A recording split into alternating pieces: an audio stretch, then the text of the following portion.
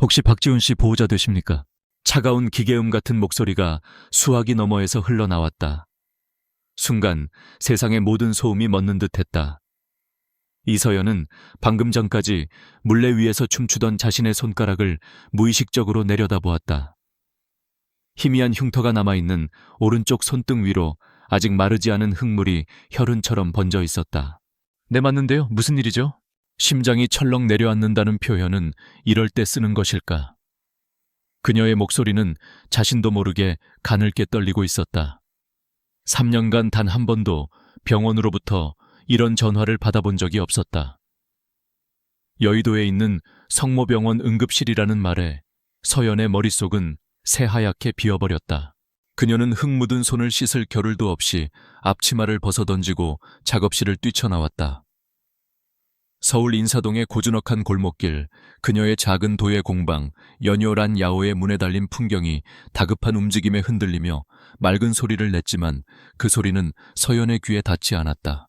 택시를 잡아타고 여의도로 향하는 내내 그녀는 창밖으로 빠르게 스쳐 지나가는 서울의 풍경을 보며 애써 불안한 마음을 짓눌렀다.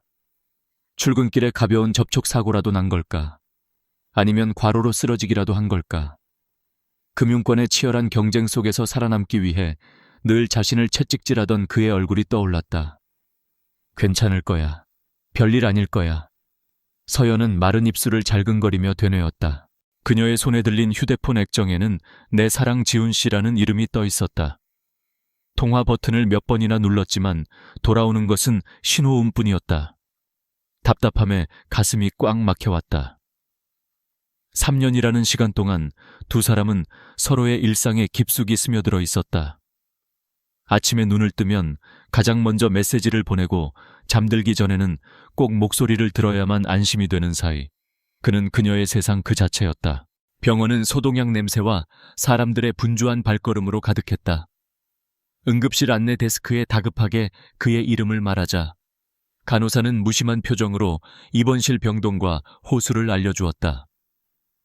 응급 상황은 아니라는 사실에 안도의 한숨을 내쉬는 것도 잠시 왜 입원실에 있는 건지, 왜 자신에게 연락하지 않았는지 수많은 의문이 꼬리에 꼬리를 물고 이어졌다. 엘리베이터의 숫자가 한층 한층 올라갈수록 심장은 더욱 거세게 방망이질 쳤다. 마침내 7층 그녀는 복도 끝에 위치한 2인실 병실 앞에 섰다. 문이 살짝 열려 있었다.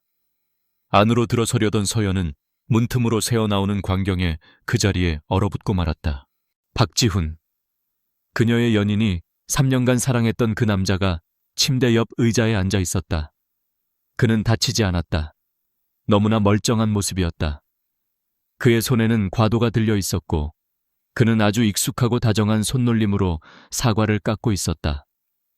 마치 그녀가 아플 때마다 그랬던 것처럼 길고 끊어지지 않는 사과 껍질이 그의 손에서 나선형으로 늘어졌다.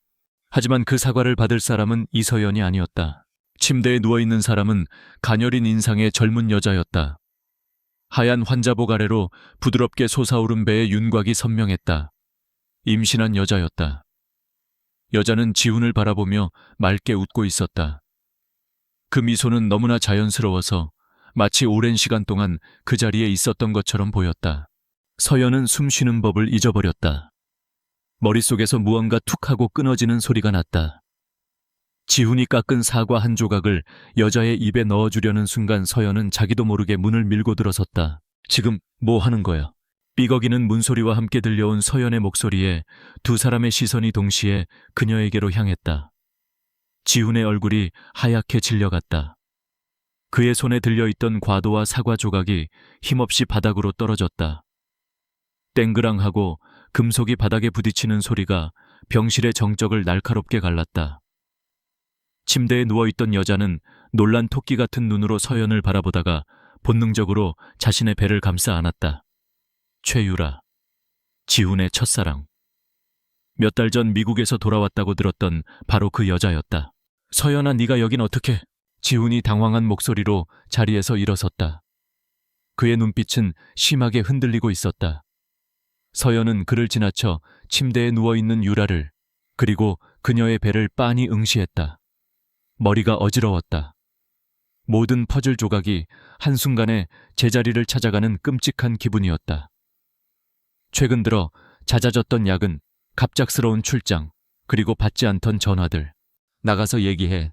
서연은 싸늘하게 말했다. 그녀의 목소리에는 어떤 감정도 실려있지 않아서 오히려 더 섬뜩하게 들렸다. 병원의 차가운 복도. 오가는 사람들 사이에서 두 사람은 섬처럼 고립되어 있었다. 오해야. 내가 설명할게. 지훈이 다급하게 입을 열었다. 뭘 서연이 되물었다. 뭘 설명할 건데. 저 여자가 임신한 거 아니면 네가 3년 사귄 여자친구를 속이고 첫사랑 병수발을 들고 있었다는 거 유일하게 혼자야. 한국에 아는 사람도 없고. 아기 아빠는 도망갔어. 내가 안 챙겨주면 기댈 곳이 없는 애야. 그래서 그냥 친구로서. 친구라는 단어가 서연의 가슴에 비수처럼 날아와 박혔다. 친구. 세상 어느 친구가 자신의 연인에게는 알리지도 않고 임신한 여자의 병실을 지키며 다정하게 사과를 깎아준단 말인가. 그의 변명은 너무나 서툴고 유치해서 듣고 있는 것만으로도 비참한 기분이 들었다. 서연은 지훈의 눈을 똑바로 바라보았다. 한때 세상에서 가장 믿음직스러웠던 그 눈동자 속에서 이제는 비겁함과 동정심, 그리고 갈 곳 잃은 욕망이 뒤엉켜 있었다. 그녀는 알 수 있었다. 이 관계는 이미 끝났다는 것을. 아니, 어쩌면 처음부터 그녀의 자리 같은 것은 없었을지도 모른다. 그녀는 더 이상 아무 말도 하지 않았다. 비명을 지르거나 눈물을 흘리지도 않았다. 그럴 가치조차 없다고 느껴졌다. 그녀는 그저 조용히 돌아섰다. 서연아, 이서연, 잠깐만 내 말 좀 들어봐. 뒤에서 지훈이 외치는 소리가 들렸지만 그녀는 걸음을 멈추지 않았다. 3년의 시간이 담긴 사랑이, 믿음이, 그리고 미래에 대한 약속이 저 차가운 병원 복도에서 한 줌의 재로 변해가고 있었다. 그녀는 자신의 청춘 한 조각을 그곳에 버려두고 걸어 나왔다. 병원을 나서는 순간 서울의 화려한 야경이 흐릿한 눈물 너머로 번져 보였다. 인사동의 작은 공방에서 그와 함께 빚어낼 미래를 꿈꾸던 자신이 한없이 어리석게 느껴졌다. 정성껏 빚어 최고의 유약을 발라 가마에 넣었지만 예측하지 못한 균열과 함께 차갑게 식어버린 실패작. 지금 그녀의 삶이 꼭 그 꼴이었다. 어떻게 작업실로 돌아왔는지 기억나지 않았다. 발걸음은 마치 솜을 밟는 것처럼 현실감이 없었다. 익숙한 흙냄새와 유약냄새가 가득한 공간. 그녀의 안식처였던 연요는 이제 숨막히는 감옥처럼 느껴졌다. 어둠 속에서 그녀는 물레 앞에 웅크리고 앉았다. 아직 형태를 갖추지 못한 채 멈춰버린 흙덩이가 마치 그녀 자신을 비웃는 것 같았다. 밤이 깊어가는 동안 서연은 꼼짝도 하지 않았다. 충격이 가시고 난 자리는 거대하고 텅 빈 공허함이 대신했다. 눈물조차 흐르지 않았다. 그저 깊이를 알 수 없는 심연으로 끝없이 가라앉는 기분이었다. 3년의 세월이 담긴 사진들, 그가 선물했던 작은 소품들 함께 맞추었던 커플 찻잔 세트. 작업실 곳곳에 배어있는 그의 흔적들이 날카로운 파편이 되어 그녀의 심장을 헤집었다. 다음 날 아침 뻑뻑한 눈을 떴을 때 창문 너머로 희미한 햇살이 스며들고 있었다.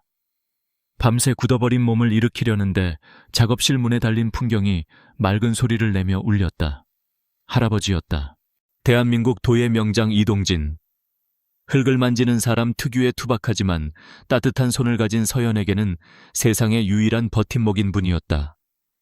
할아버지는 무슨 일이 있었냐고 묻지 않았다.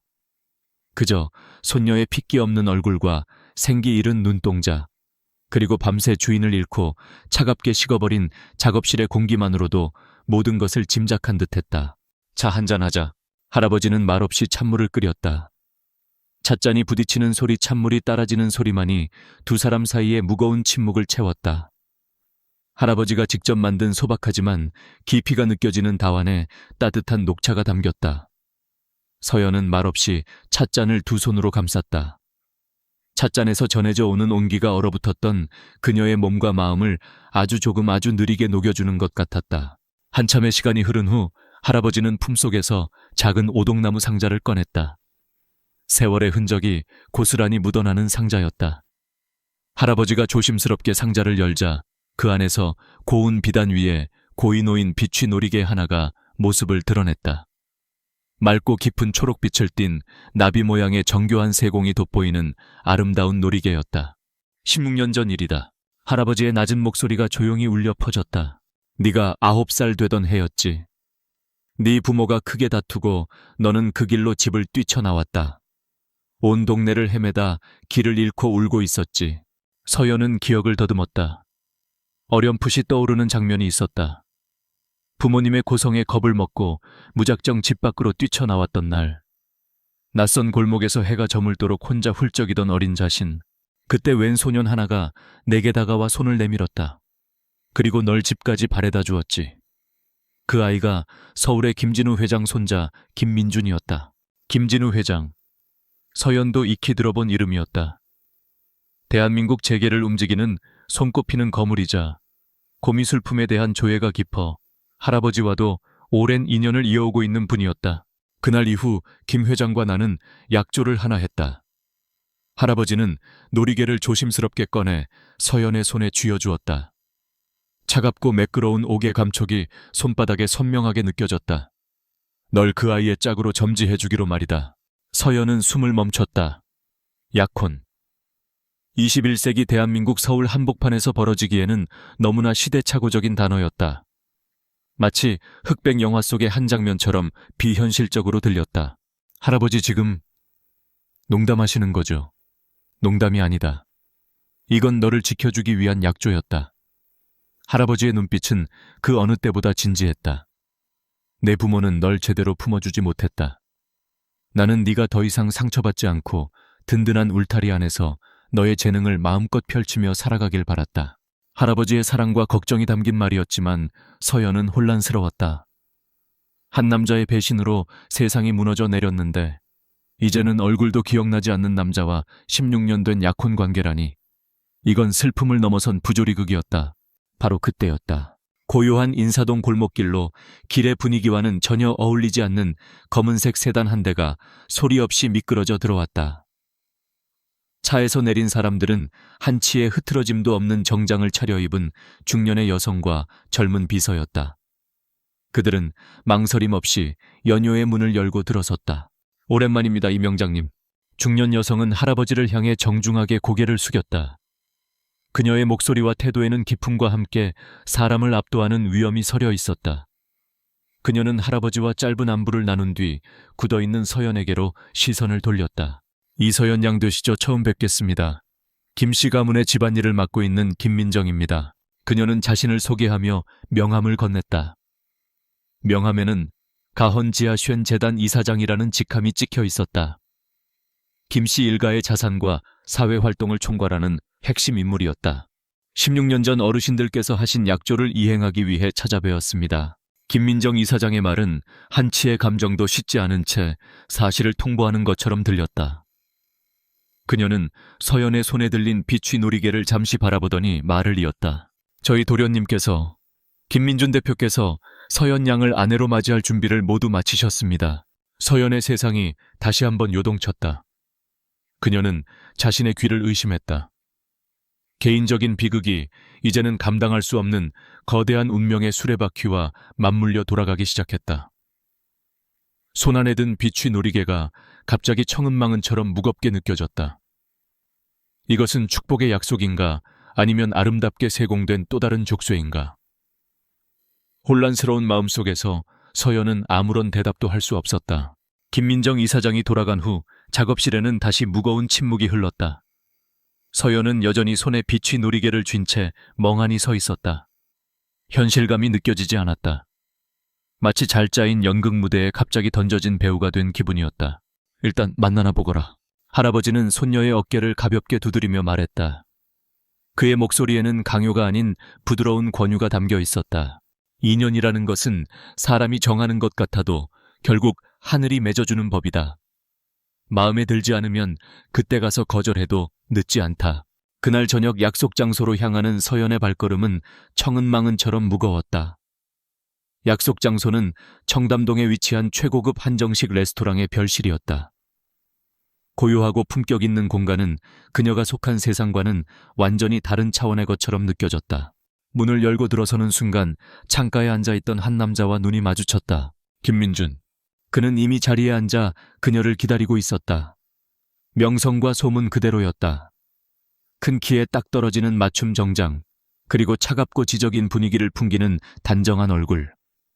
그는 잘생겼지만 그 얼굴에는 어떤 감정도 읽히지 않았다. 마치 정교하게 빚어진 조각상 같았다. 이서연 씨 맞으시죠? 김민준입니다. 그의 목소리는 낮고 차분했다.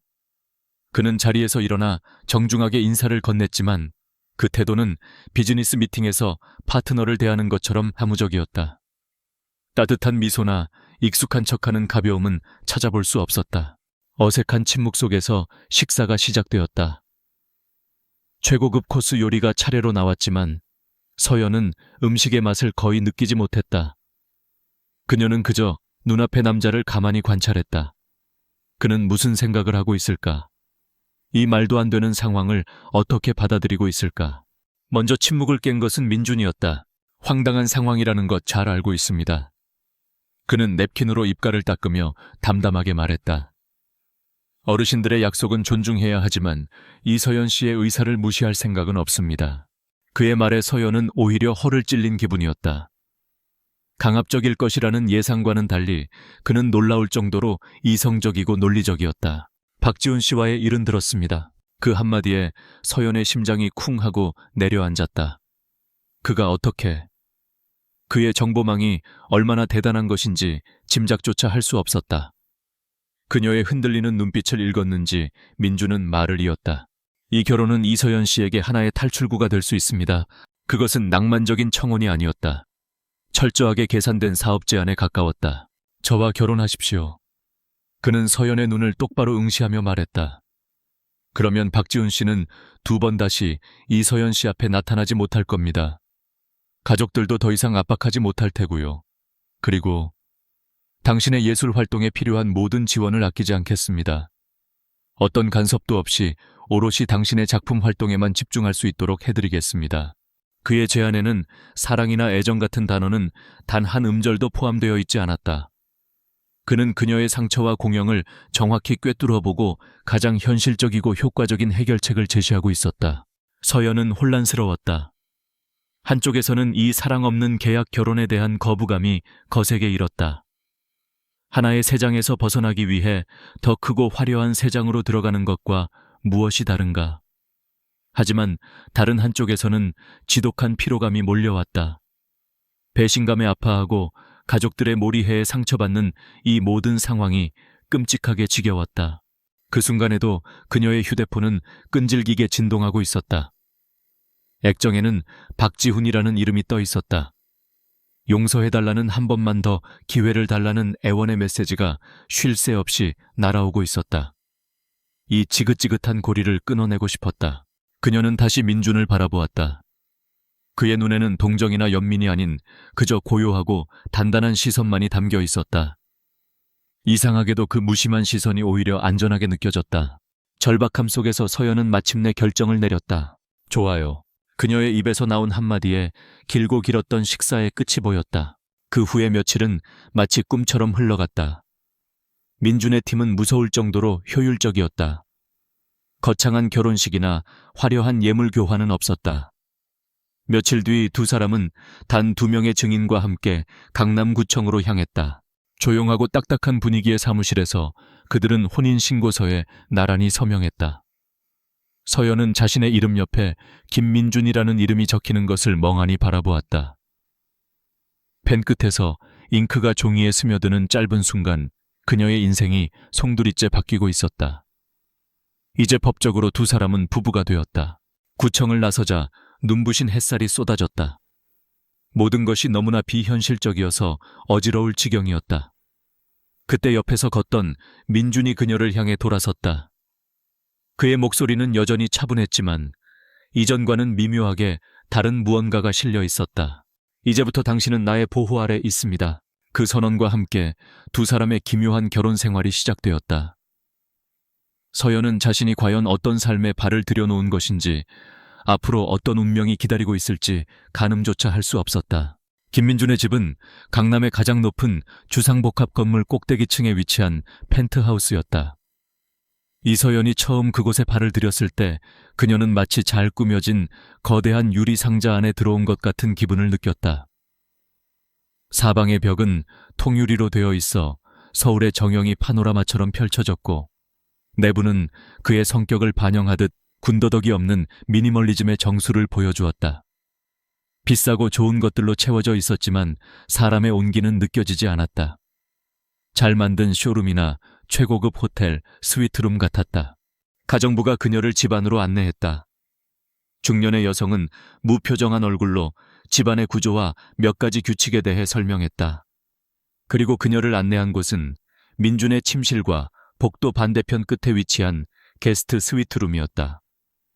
그의 침실만큼이나 넓고 좋은 방이었지만 그 물리적인 거리는 두 사람의 계약적인 관계를 명확하게 보여주는 듯했다. 두 사람의 결혼 생활은 그렇게 일련의 무언의 규칙 속에서 시작되었다.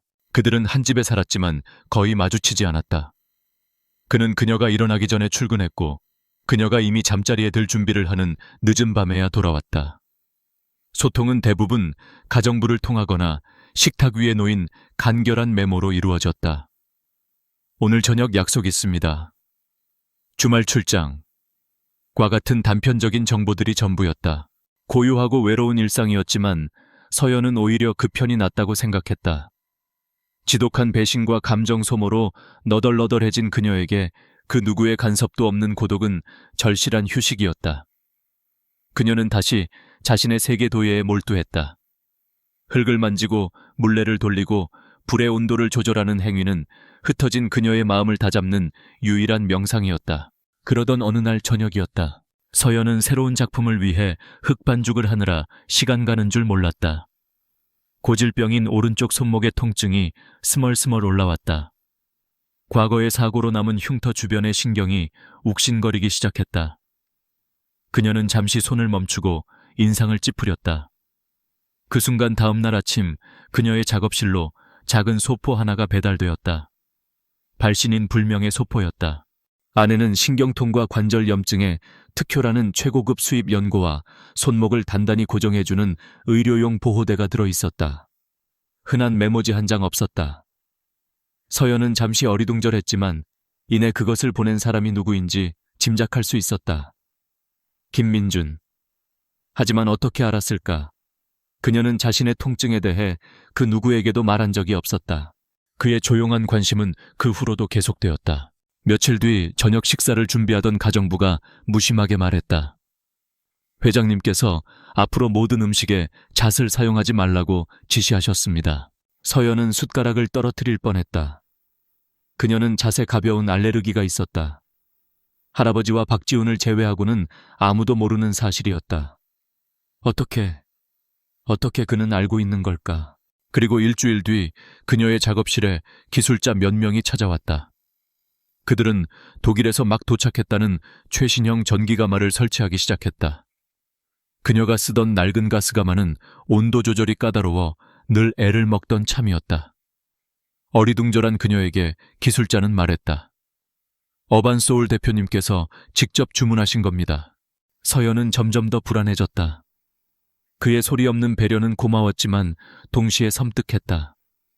그는 마치 전지전능한 신처럼 그녀의 모든 것을 꿰뚫어 보고 있는 것 같았다. 그녀는 마치 그의 완벽한 설계도 안에서 살아가는 인형이 된 기분이었다.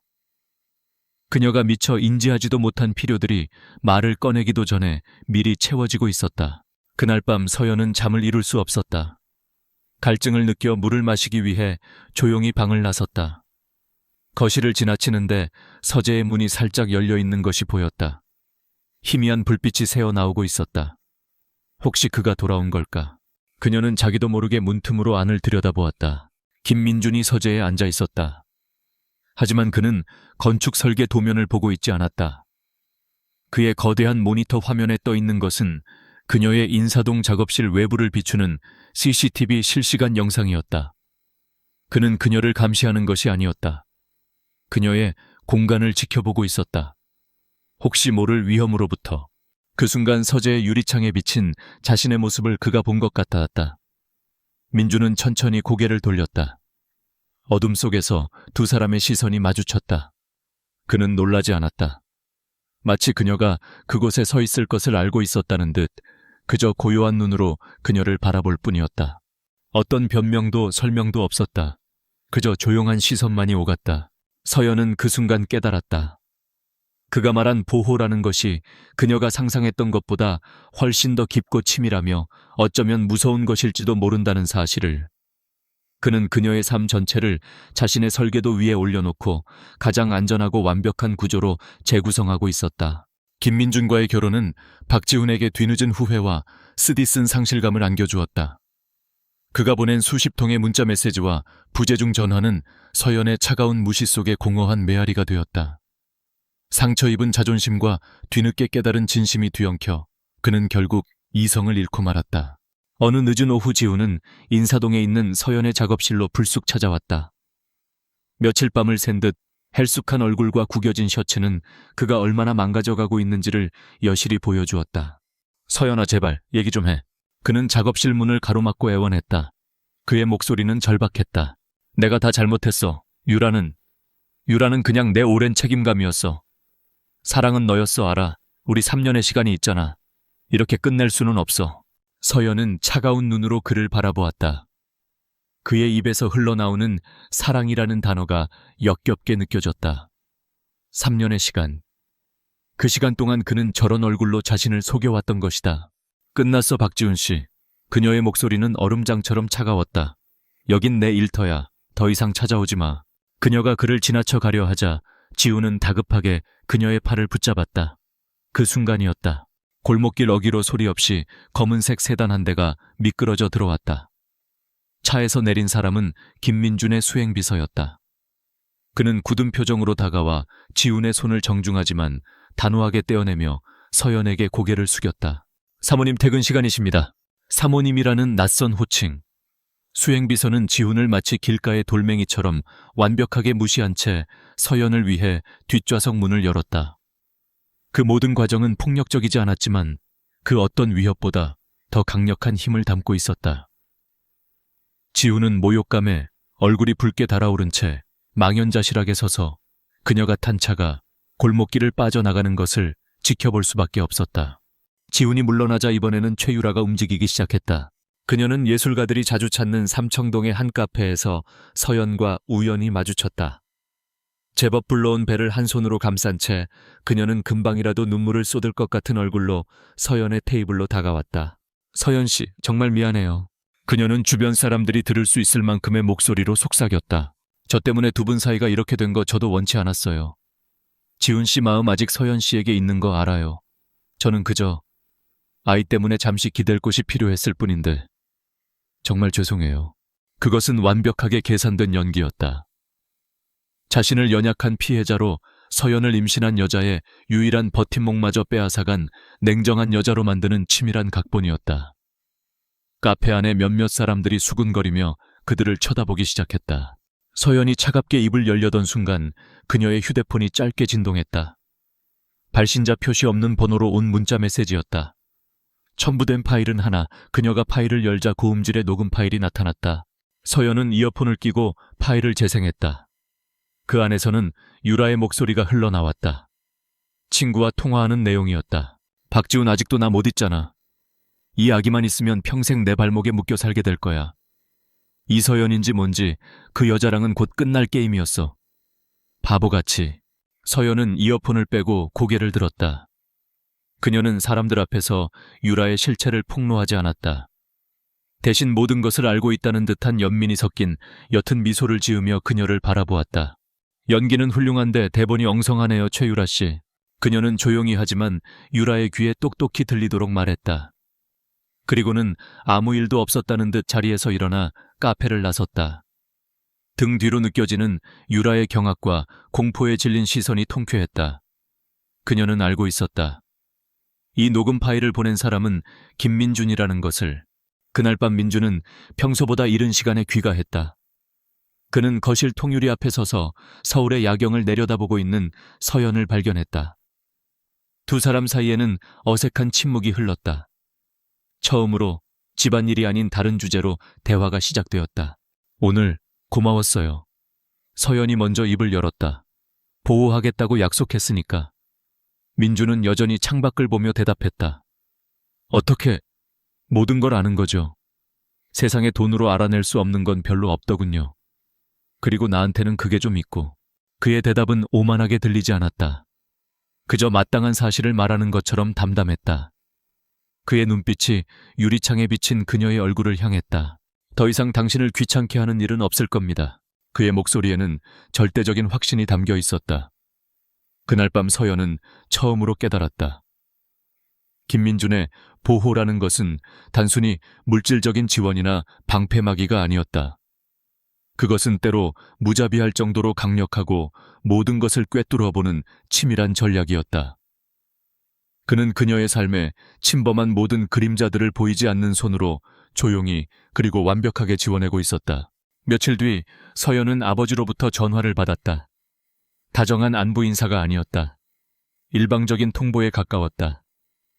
이번 주말에 새 사위와 함께 저녁 식사를 하자는 거절할 수 없는 명령이었다. 그의 목소리에는 대한민국을 움직이는 대기업의 오너를 사위로 맞이했다는 과시욕과 흥분이 노골적으로 묻어났다. 서연은 익숙한 피로감과 함께 전화를 끊었다. 그녀는 민준에게 저녁 식사에 대해 이야기하며 그가 당연히 거절하거나 적당한 핑계를 댈 것이라고 예상했다. 하지만 그의 대답은 의외였다. 가족이시지 않습니까? 가야죠. 그는 너무나 담담하게 말했다. 마치 당연한 의무를 이행하는 것처럼. 그것은 두 사람이 부부라는 이름으로 함께하는 첫 번째 공식적인 활동이었다. 그녀의 부모님이 사는 평창동의 대저택으로 향하는 내내 차 안은 무거운 침묵에 잠겨 있었다. 서연은 초조했다. 이상하게도 그가 자신의 가족들에게 어떻게 비칠지, 그리고 그가 자신의 콩가루 같은 집안을 어떻게 생각할지가 걱정되기 시작했다. 저녁 식사 자리의 분위기는 예상대로 차갑고 불편했다. 아버지는 노골적으로 민준에게 아부하며 사업적인 기회를 엿보려 애썼고, 새어머니는 가면을 쓴 듯한 피상적인 친절을 베풀었다. 그리고 그녀의 이복동생 이서아는 숨길 수 없는 질투와 적의가 가득한 눈으로 두 사람을 쏘아보고 있었다. 대화는 겉돌았다. 대부분 아버지가 민준의 사업에 대해 묻고 민준은 완벽하게 예의를 갖추었지만 어떤 정보도 내주지 않는 간결한 대답으로 응수하는 식이었다. 갈등은 동생 서아의 입에서부터 터져 나왔다. 언니 이제 좋은 데로 시집 갔으니까 그 흙먼지 날리는 공방은 이제 그만 정리해야지. 서아는 비웃음이 섞인 목소리로 말했다. 그 말은 명백히 서연의 삶 자체를 폄하하려는 의도를 담고 있었다. 어반소울 대표님 사모님께서 하루 종일 흙이나 만지고 있는 건 좀 격이 안 맞잖아. 서연이 반박하려던 순간 새어머니가 끼어들었다. 서아가 말이 맞다. 이제는 집안 살림 배우고 남편 내조하는 데 신경 써야지. 그게 여자가 할 도리 아니겠니? 아버지는 고개를 끄덕이며 거들었다. 김서방 걱정 말게. 우리가 잘 타일러서 정신 차리게 할 테니. 그들은 서연의 정체성을, 그녀가 평생을 바쳐온 예술가로서의 삶을 한낱 어린애의 취미 활동처럼 취급했다. 날카로운 배신감이 가슴을 찔렀다. 이 사람들은 단 한 번도 자신을 제대로 이해하려 한 적이 없었다. 그때였다. 내내 침묵을 지키던 민준이 조용히 젓가락을 내려놓았다. 탁 하고 작은 소리가 어색한 정적을 갈랐다. 식탁에 앉은 모든 사람의 시선이 그에게로 향했다. 그는 목소리를 높이지 않았다. 그저 서연의 부모님을 향해 차분하지만 서늘한 시선을 던지며 말했다. 제가 뭔가 착각한 모양입니다. 저는 도예가 이서연 씨와 결혼한 줄 알았는데 가사 도우미와 결혼한 것은 아니었습니다. 그는 이어 서에게로 시선을 돌렸다. 그의 눈빛은 얼음처럼 차가웠다. 아름다움을 창조하는 예술가의 손이 질투를 내뱉는 입보다 무한히 더 가치 있는 법입니다. 그리고 마침내 그는 거의 알아차릴 수 없을 정도로 부드러워진 눈빛으로 서연을 바라보았다. 사실 그는 모두를 향해 말을 이었다. 어반소울에서 제주의 새로운 프리미엄 리조트 프로젝트를 준비하고 있습니다. 저는 그곳의 모든 중앙예술 설치 작품을 이서연 작가님께 의뢰했습니다. 언니의 흙먼지 날리는 공방이 이제 곧 아주 바빠질 거라는 뜻입니다. 식탁에는 충격적인 침묵이 흘렀다. 서연은 놀라서 민준을 바라보았다. 금시초문이었다. 그는 단순히 그녀를 변호한 것이 아니었다. 가장 강력하고 확실한 방법으로 그녀의 가치를 그녀의 작업을 모두의 면전에서 증명해 보인 것이었다. 민주는 자리에서 일어섰다. 그럼 저희는 이만 일어나 보겠습니다. 그는 서연의 등 뒤에 부드럽게 손을 얹어 그녀가 일어설 수 있도록 이끌었다. 할 말을 잃고 굳어버린 가족들을 뒤로 한 채 두 사람은 그 차가운 저택을 빠져나왔다. 집으로 돌아오는 차 안에서도 침묵이 흘렀지만 그것은 올 때와는 전혀 다른 종류의 침묵이었다. 서연은 창밖의 불빛을 바라보며 자신의 등 뒤에 여전히 머물러 있는 그의 손의 온기를 느꼈다. 그것은 단순한 보호가 아니었다. 존중과 인정이 담긴 세상에서 가장 단단하고 따뜻한 연대의 증거였다. 그날의 차가운 저녁 식사 이후 서연과 민준의 관계에는 미묘한 변화의 기류가 흐르기 시작했다. 두 사람을 가로막고 있던 투명하고 단단한 벽에 실금이 가기 시작한 것 같았다. 그들은 집에서 함께 저녁을 먹는 날이 조금씩 늘어났다. 대화는 여전히 제주 프로젝트에 관한 업무적인 이야기가 대부분이었지만 그 안에는 이전에는 없었던 조용한 편안함이 자리 잡기 시작했다. 서연은 어느 순간부터 밤늦게 그의 차가 주차장으로 들어서는 소리를 기다리고 있는 자신을 발견하곤 했다. 제주 리조트 프로젝트는 그녀의 경력에 있어 가장 큰 규모의 의뢰였다. 그녀는 다시 흙과 불의 세계에 온전히 몰두했다. 민주는 그녀가 필요로 하는 모든 것을 지원해 주었다. 더 넓은 임시작업 공간 숙련된 조수들, 그리고 세계 각지에서 공수한 최고급 재료들까지. 그는 완벽한 파트너이자 후원자였다. 어느 날 오후 민주는 초기 디자인 시안을 검토하기 위해 그녀의 새 작업실을 찾아왔다. 그는 빈말이나 의례적인 칭찬을 하지 않았다. 대신 도예라는 예술 형식에 대한 깊은 이해를 바탕으로 한 통찰력 있고 정밀한 피드백을 주었다. 서연은 그의 안목에 감탄했고 처음으로 그에게서 진정한 예술적 파트너로서의 동질감을 느꼈다. 시간이 흘러 서울의 장마가 시작되었다. 며칠 동안 쉴 새 없이 비가 쏟아지던 어느 늦은 오후 서연은 낡은 도구를 챙기러 잠시 인사동의 옛 작업실에 들렀다. 그때였다. 갑자기 하늘이 찢어질 듯한 소리와 함께 폭우가 쏟아지기 시작했다. 작업실의 낡은 전등이 몇 번 깜빡이더니 이내 툭 하고 꺼져버렸다. 순식간에 작업실은 칠흑 같은 어둠에 잠겼다. 들리는 소리라고는 기와지붕을 사정없이 두드리는 거대한 빗소리뿐이었다. 두둑, 두두둑, 규칙적으로 반복되는 빗소리. 그리고 짙은 어둠. 그 두 가지 감각이 닫혀있던 그녀의 기억의 문을 세차게 흔들었다. 서연은 9살의 어린 소녀로 돌아가 있었다. 부모님이 집이 떠나가라 싸우던 날이었다. 어린 마음에 상처를 입고 무작정 집을 뛰쳐나왔다. 낯선 동네를 헤매는 사이 여름 소나기가 쏟아지기 시작했다. 비에 흠뻑 젖은 채 어느 가게의 처마 밑에서 무서움에 벌벌 떨며 울고 있었다. 세상에 혼자 버려진 것 같은 외로움과 공포. 바로 그때 한 소년이 나타났다. 그녀보다 조금 나이가 많아 보이는 소년이었다. 그는 큰 우산을 쓰고 있었다. 소년은 말이 없었다. 그저 흠뻑 젖은 채 울고 있는 그녀에게 다가와 주머니에서 낡은 포장지에 우유 캐러멜 사탕 하나를 건넸다. 그리고는 어디로 가야 하냐고 물었다. 서연이 길을 모르겠다고 울먹이자 소녀는 아무 말 없이 우산을 그녀 쪽으로 기울이며 걷기 시작했다. 따라오라는 무언의 신호였다. 소녀는 몇 시간이 될지도 모르는 길을 묵묵히 함께 걸어주었다. 마침내 익숙한 동네 어귀가 보일 때까지 소녀는 단 한 번도 재촉하거나 귀찮은 기색을 보이지 않았다. 서연이 집을 발견하고 고개를 들었을 때 소녀는 이미 자신의 이름을 알려주지도 않은 채 빗속으로 사라지고 난 뒤였다. 기억은 너무나 생생해서 축축한 비냄새와 달콤한 캐러멜 맛이 혀끝에 맴도는 것 같았다. 작업실의 전등이 다시 깜빡이며 켜졌다. 서연은 길고 깊은 꿈에서 깨어난 듯 멍하니 주변을 둘러보았다. 뺨 위로 뜨거운 눈물이 흐르고 있었다. 바로 그 순간 작업실 문이 조용히 열렸다. 김민준이었다. 그는 큰 검은색 우산을 든 채 문 앞에 서 있었다. 비에 젖은 그의 정장 어깨가 어두운 실내에서도 유난히 짙어 보였다. 그는 그녀가 이곳에 있다는 것을 알고 이 궂은 날씨에 걱정이 되어 찾아온 것이었다. 민주는 창백하게 질려 눈물 자국이 선명한 그녀의 얼굴을 보고 잠시 멈칫했다. 괜찮습니까? 그가 물었다. 그 목소리에는 이전에는 들어본 적 없는 조용하고 깊은 걱정이 담겨 있었다. 서연은 아무 말도 할 수 없었다. 그녀의 눈에는 빗속의 소년과 우산을 든 채 문 앞에 서 있는 남자의 모습이 완벽하게 겹쳐 보였다. 심장이 믿을 수 없는 속도로 요동치기 시작했다. 설마 아닐 거야. 그녀는 충격과 믿을 수 없는 의심 속에서 그저 그를 멍하니 바라볼 뿐이었다. 빗속에서의 조우 이후 서연의 마음속에는 지울 수 없는 의심의 파문이 일었다. 그녀는 곁에 있는 김민준을 힐끗힐끗 훔쳐보며 기억 속의 소년과 눈앞의 남자를 끊임없이 대조했다. 하지만 차마 직접 물어볼 용기는 나지 않았다. 그가 아니라고 대답했을 때의 실망감, 혹은 그가 맞다고 했을 때 겪게 될 혼란. 그 어떤 것도 감당할 자신이 없었다. 풀리지 않는 의문은 그녀의 마음을 더욱 초조하고 불안하게 만들었다.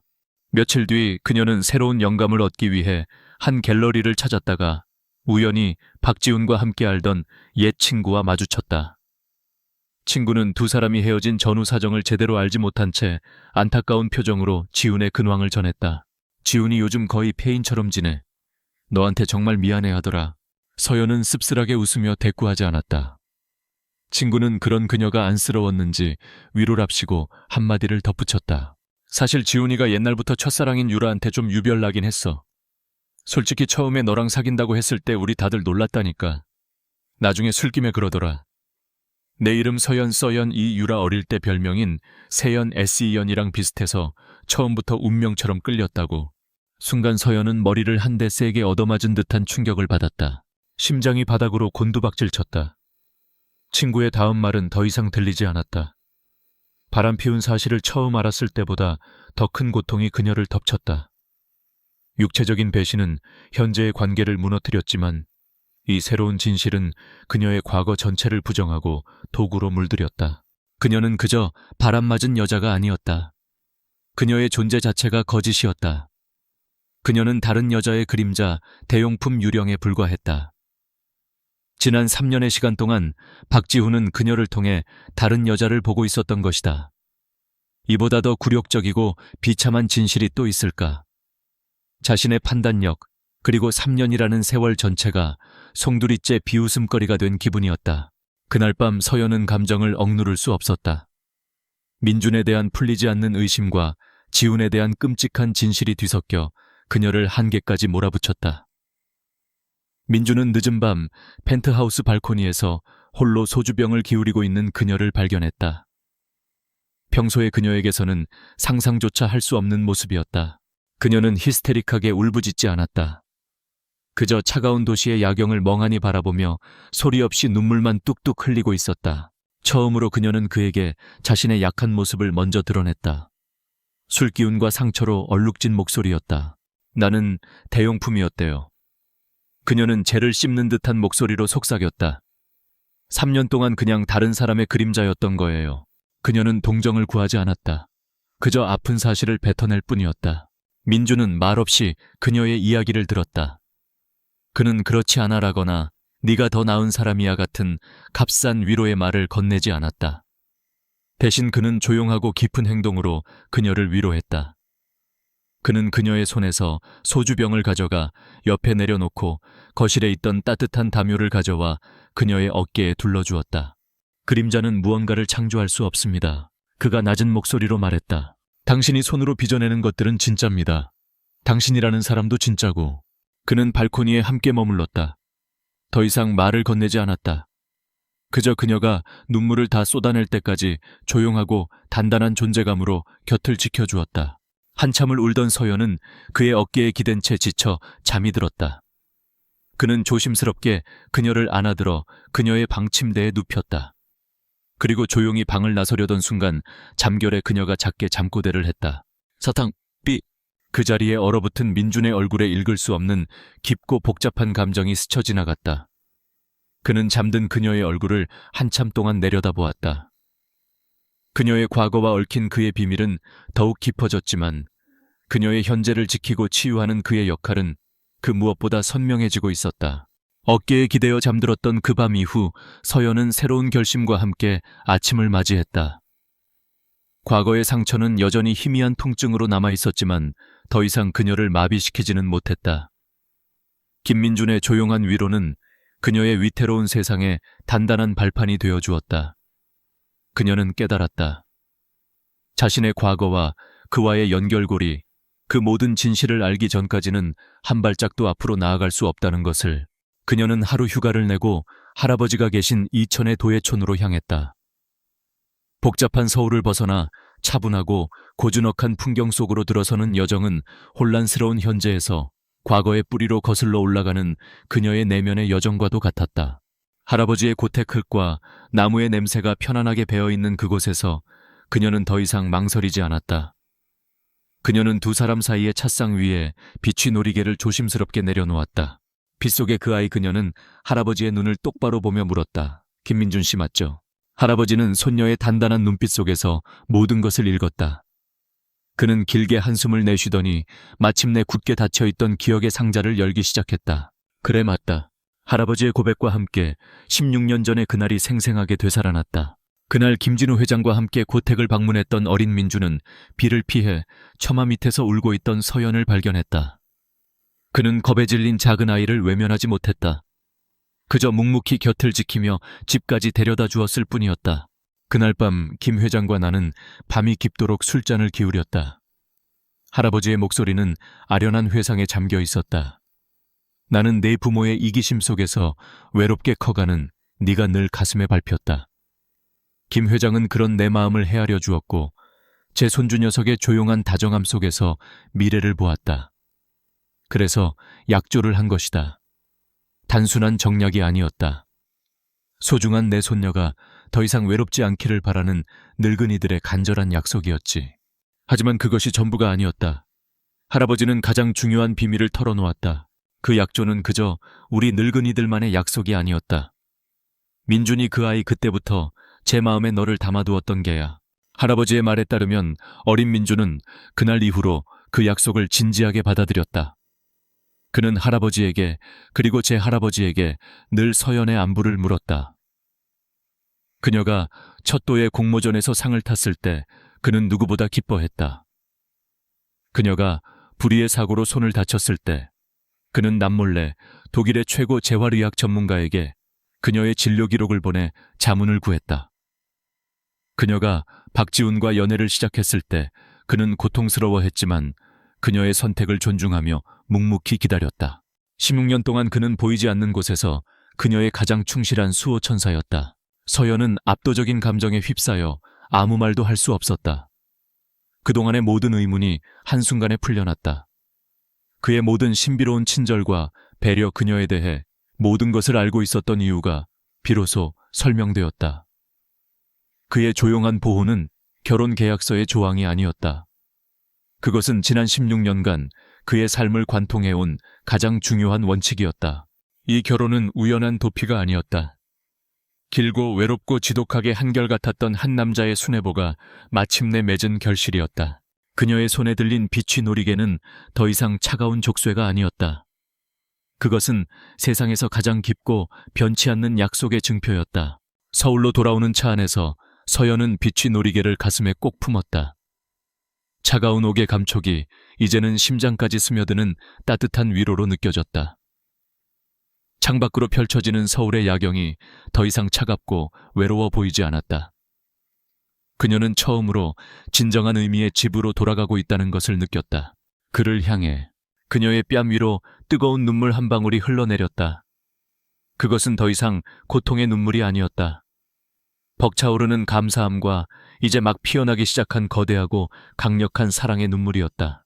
그날 밤 서연이 펜트하우스로 돌아왔을 때 민주는 거실에 불을 켠 채 그녀를 기다리고 있었다. 그는 서연의 얼굴을 보자마자 무언가 변했다는 것을 직감했다. 그녀는 많은 말을 하지 않았다. 그저 그에게 다가가 품속에서 고이 간직해온 비취 놀이개를 꺼내 보였다. 그녀의 눈에는 뜨거운 눈물이 가득 고여 있었다. 고마워요. 목이 메어 겨우 뱉어낸 한마디였다. 기다려줘서, 그리고 나를 찾아줘서 그것으로 충분했다. 16년의 세월을 뛰어넘는 세상에 그 어떤 말보다 더 절실하고 완전한 고백이었다. 민주는 말없이 그녀를 자신의 품으로 끌어당겨 단단히 안았다. 그의 품은 넓고 따뜻했다.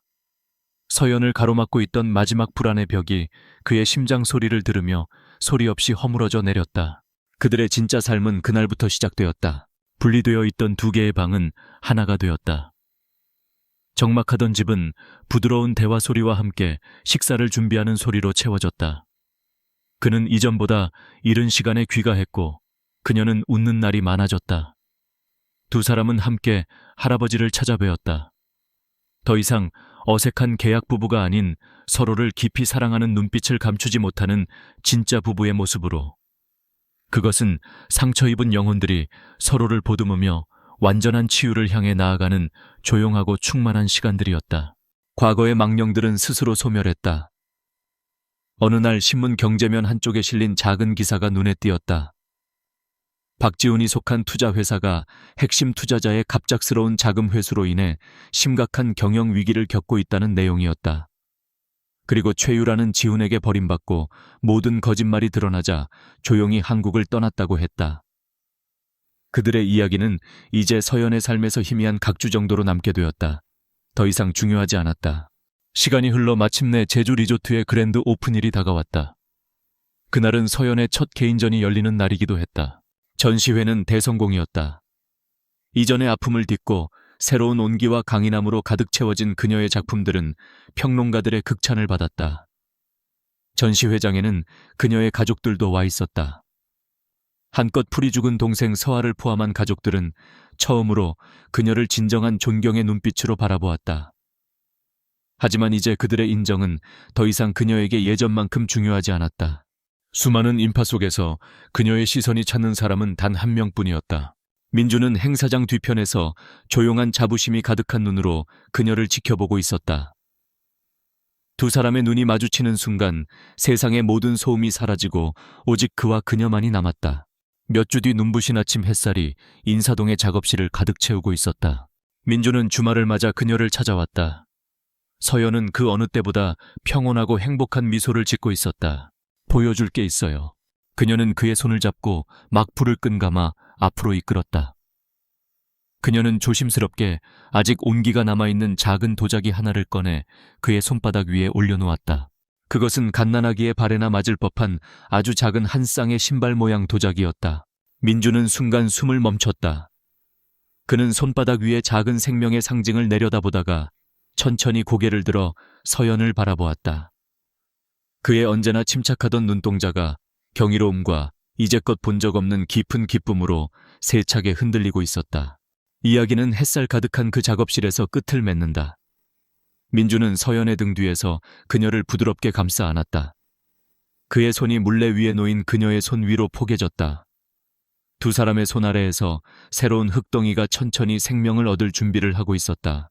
한때는 모든 것을 깨뜨리고 부서뜨릴 것 같았던 가마 속의 뜨거운 불길은 이제 모든 것을 단단하게 빚어내고 새로운 생명을 잉태하는 희망의 불꽃이 되었다. 부서졌던 과거의 파편들은 그들의 여정이라는 뜨거운 가마 속에서 마침내 아름답고 온전한 하나의 작품으로 다시 태어났다.